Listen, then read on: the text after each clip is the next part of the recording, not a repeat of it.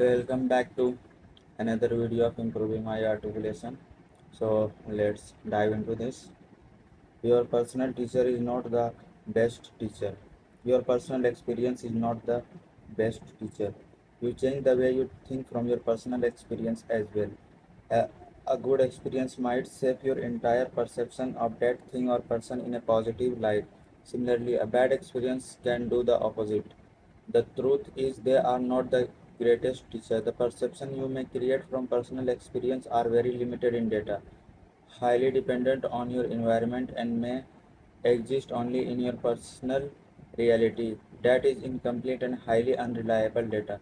For example, in the beginning of the relationship when everything is going great, your perception of people in general might become people are great, life is so great. But if you are left or cheated on by a person, your perception might become everybody is selfish, all men are assholes, all women are gold diggers. Another example is when people travel to a country they have never been or before, and because of good experience they form the perception people of this country are very nice. They are just great. That is a generalization based on on your personal experience. Someone else's experience might be the opposite of yours. Therefore, such learning tends to become easy to recruit by narratives and ideologies. For example, if you have had a bad experience with foreigner, you might join the narrative that foreigners are bad and generalize. If you had good experience, then you might join foreigners are great and also generalize. Simple common sense will tell you they are just people. When it comes to your personal experience, try to remind yourself that they have not taught you everything you need to know. The world doesn't revolve around you, so there is a huge possibility that your interpretation may be wrong. That maybe you don't know everything about it, or maybe you don't know anything about it at all. It's not a bad place to be.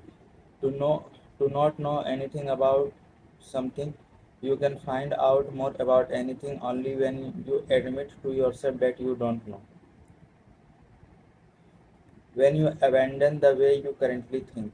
Just to remind you, here is an example of how you may think right now. When you are asked a question that required your point of view, your mind immediately starts looking for all the packets of information that you may have on the topic. You might remember interview you watched in which a person gave an answer on the same question. You may remember a podcast that deal with the same question. Once you recall this, you give your answer with great confidence. This recorded answer and stolen perception, even though they may convince and impress others, prevent you from thinking and cheating, creating your own perception and impressive as they be, they are not yours. Also, because they are not yours, they largely remain unapplied in your day-to-day life. How to think requires two things: abandon of all the packets of information or perception you may have collected so far, getting to know or finding out by rely on data and thinking. By rejecting all these packets of information, you are training yourself to think on your own. It is also acceptable that a lot of your previously held view might have been one-sided. When you were a follower, you stopped seeing data as data. Instead, you got stuck with wondering what narrative does this data serve. This made you purposely ignore information that challenged that narratives you follow. You started viewing it as a war between my narrative, which is good, and the other, which is evil. You become so caught up with the idea that every time real data was presented to you that could have impacted your perception, the first thing you care about was the source, which website it is this from. Therefore, data become unimportant. Fact becomes secondary, the source become everything. If the source was in the list of enemy narratives, the data become bullshit. And even if it contained facts supported by evidence, this is right-wing propaganda, this is liberal propaganda. This made your perception one-sided, controlled and chosen by narratives.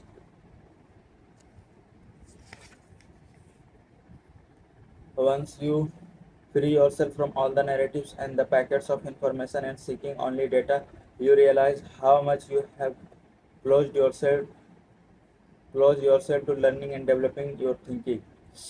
Data is a mind fucker. If you can look at data objectively, it has the power to completely change, improve, or destroy all your previous perception and way of thinking. Here is an example of how data fucks with your mind. If you heard a common problem about marriage, you may think you have a solution because you have heard of this before. But as you get more and more information, you will see the problem becoming more complex, very emotional, and very human. With new data, you may realize your older solution doesn't apply anymore. The point is, your perception can always be challenged by new data. Our thinking relies entirely on whatever we know at present, which means we don't know much about anything. New data can come in any day and changes that or confirm it. Another example of this is when you see a couple for the first time, you may form a perception of their relationship and who they are. Later, with more data, you may realize your previous perception was completely wrong. You always stay at nothing as a thinker. In a way, how to think become a continuing, never-ending struggle to know with certainty. By never ending, I don't mean that you won't be able to solve anything. Of course, you will develop many perception theories and impressive patterns of solving things. What it means is you will always remain in doubt. You will always remain a student, and data will be your teacher forever. Even if you have theories that work and explain something wonderfully, you would be fully prepared to toss them aside for a better one. You will have accepted that you actually don't know for sure for two reasons. There is always new data that could render your explanation inapplicable. Your explanation are the best that your mind could come up with at this moment. This keeps you humble and hungry. This also sharpens your mind more as you try to surpass yourself by coming up with a better explanation. For this, you consume more data, fill your mind with knowledge, and build better theories from it. You are unlike those who think they know everything. You can obviously destroy them in a debate, but in your mind, you put yourself at nothing and therefore remain a learner. How to build solution and perceptions. Once you have abandoned what to think, in the beginning you will feel clueless in the same cluelessness that you felt as a kid when looking at an elaborated puzzle for the first time. You don't know a pattern with which to solve it immediately, but once you believe you can do it and take up the challenge, you end up solving it. Three things happen afterward. The second time you solve the same puzzle, you might end up solving in a different way from the first time. Your memory may have failed to capture all the steps in your first success, so you can't repeat them. But after several repetitions, you would learn to solve the puzzle with some definite pattern. Similarly, as you apply your thinking to solve a problem or create your perception of something, you would, by repetition, at some point discover a few patterns which would loyally serve your mental faculties in solving similar puzzle in an efficient manner. This pattern might not solve all puzzles. The more elaborate the problem, the more evolved the pattern are forced to become. The same apply to perception. With an issue that has more complexities, you might have to rethink the entire pattern. Most of all, how to think means allowing the data to make you think, not your preconceived notation dictating to you how to feel about data. You learn only when you are open to learning. To develop how to think, you would have to focus on the content of the problem with absolute disregard for your personal judgment, bias, and prejudices. Only then can a new pattern and a new understanding take birth? How to think differently is an ability that has to be personally developed by you with your own thinking. You are going to come up with your own patterns. That, this doesn't mean they won't have existed before. it would mean that the pattern you have come up with would serve you the most and the best. And now we move to the last chapter, chapter 17. A few simple things to never forget. Learn to spot bullshit from a mile away. There are people who can sense bullshit of any kind from a mile away. That should be your goal.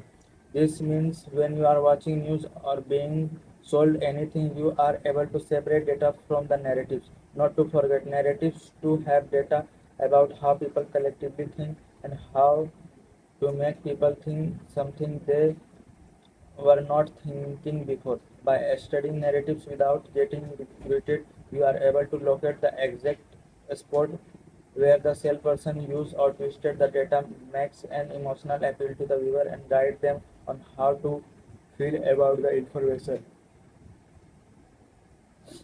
From now on, look at all the narratives as sources that have nothing to do with you. You can learn from them, agree with their analysis. If it matches yours, entertain yourself with their theories, but never assume that they speak for you. You alone speak for yourself. Solve your own fucking problems. This doesn't mean you should solve all of your problems at once or only when it has become so big that you can't sleep anymore. It's give you panic attacks.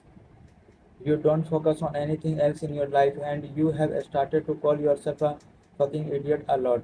This means that you have to solve your problem because you have to develop the mindset of seeing any problem, any red flags, any concern or something that needs to be dealt with immediately regardless or whether it is minor or major in the present or with the potential to occur in the future. future. The mindset of problem solving recognizes recognizes the problem are meant to be solved, acknowledge that a problem is a sign of something not working out, and build the habit of solving them at the first sight of their presence. Problem solving should be a habit, not the last resort. If you consider the number of problems in your life currently, sharing the status of being unsolved, and your general general approach to deal with them, you will realize how far you have strayed from the course of developing your mind. The more problem you solve, the more you would know about yourself, and that's why you need to solve every last one of them. Here is the another thing. There is a chance that a lot of your problem might be coming from a source called fas- fascination. Most problem created from this source come from its cheap production called comparing in weighing, aspiring, and desiring. So alerts of you are busy finding solution to problem that doesn't even exist. You are creating them because you haven't been humbled by the practical reality. You still live in the fantasy world. For example, a person in a fine relationship comparing it with relationship of other people, comparing your partner with other people or someone you follow online, and from that finding flaws in your relationship and the partner. That is a person looking to create problem because reality is not a romantic comedy movie to them. How can this be solved? By thinking and asking yourself, what is the source of my problem? And when you find out that it's your stupid, insatiable fascinations and desire, you get to ask yourself, why am I so obsessed with this perfect life, with this fascination and desire? It's a deep question. It will make you think and question the nature of fascination. You will realistically ask if they are even practically achievable, or are they just an unending struggle that keeps updating itself no matter how close you come to it. And that is why it is most important that you solve your problems, because only by the habit do you come to find and spot real problem. Distinguish between real problems and problem that doesn't exist. In short, the more you engage in solving your problem, the easier it becomes to locate the exact source of why you might be creating problems that do not exist. All right, all right. this was for the day. I will see you in the next video. Till then, keep going. I'm rooting for you.